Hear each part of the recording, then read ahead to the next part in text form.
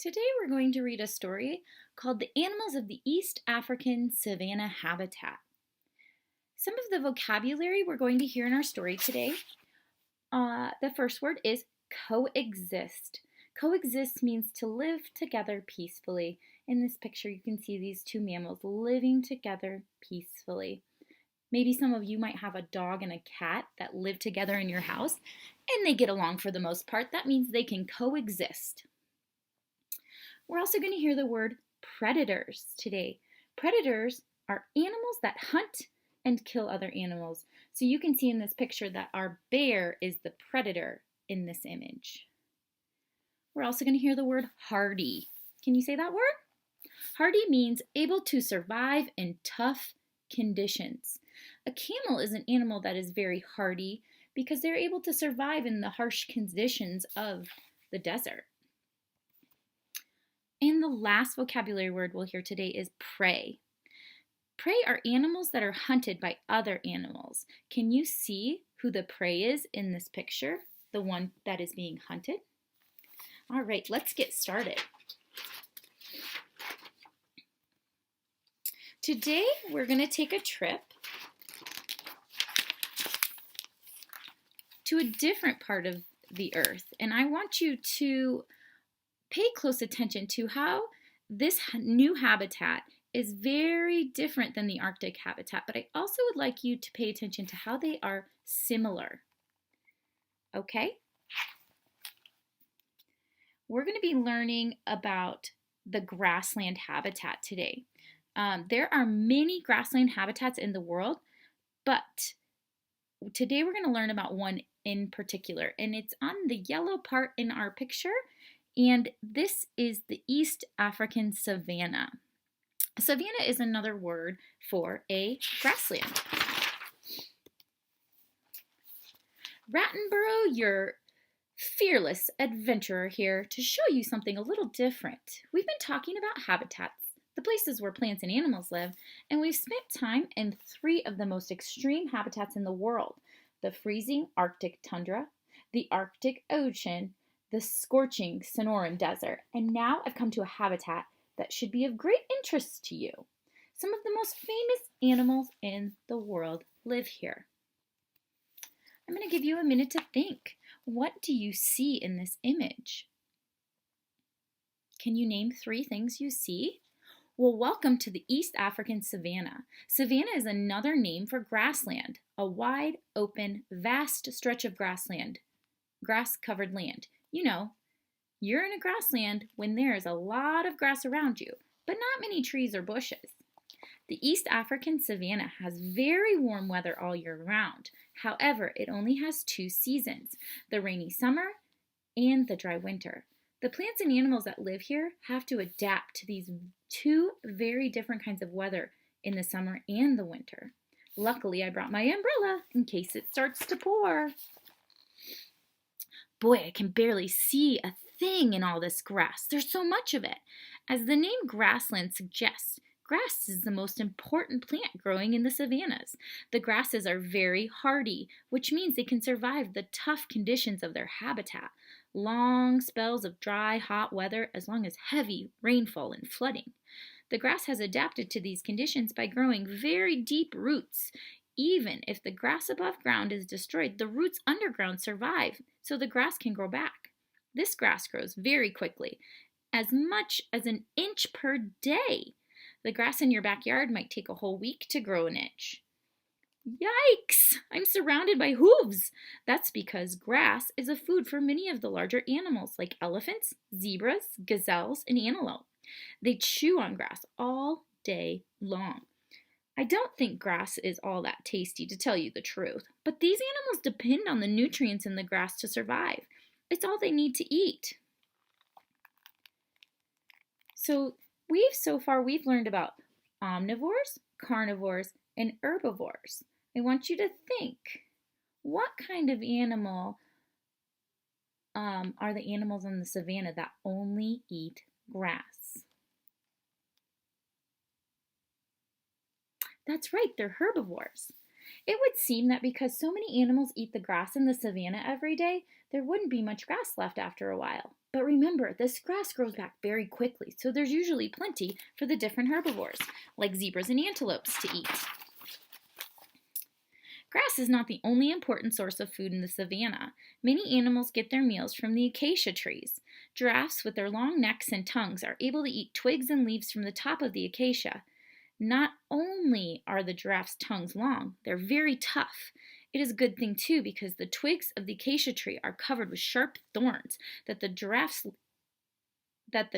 eat along with the twigs and leaves. I want you to think for the giraffe. What word would best describe the giraffe? Omnivore, carnivore, or herbivore?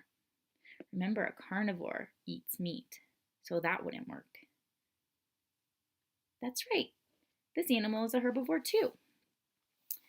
Elephants eat grass, and they like acacias too. They rest in the acacia's shade and eat the acacia leaves, branches, and seeds. They even like to strip the bark off the trees and chew on it.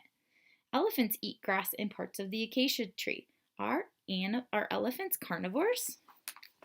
No. What do you see in this picture?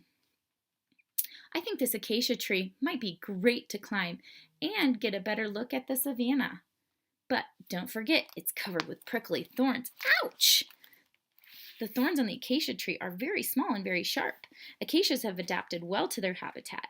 They have small leaves that don't dry out as quickly as larger leaves would dry in the hot months. The roots of the acacia grow very deep into the ground, which allows them to collect water from far underground when there's not much rainfall.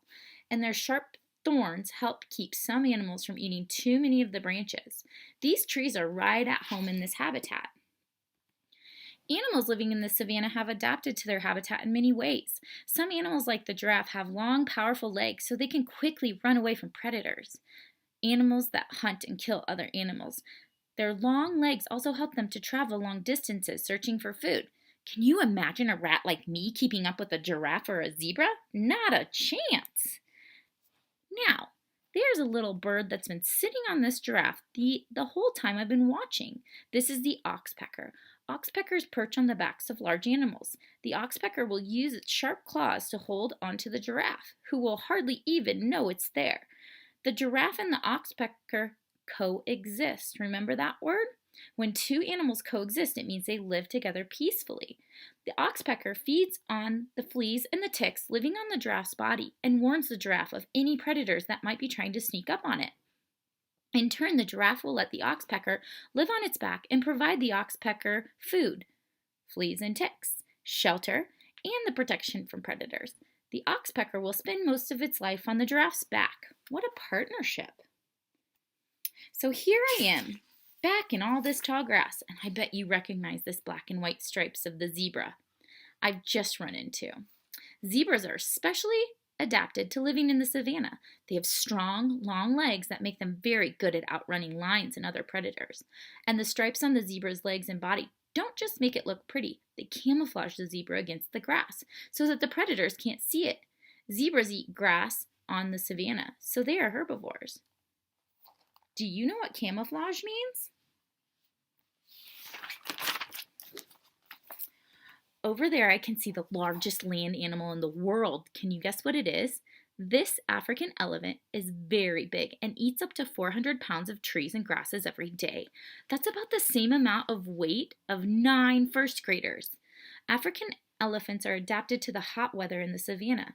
They have huge ears and they flap like fans to stay cool and keep away bugs. They also have thick skin that protects them from branches and thorns. Do you see the trunk on that elephant? An elephant uses its trunk for all sorts of things. The trunk is, of course, the elephant's nose for breathing and smelling.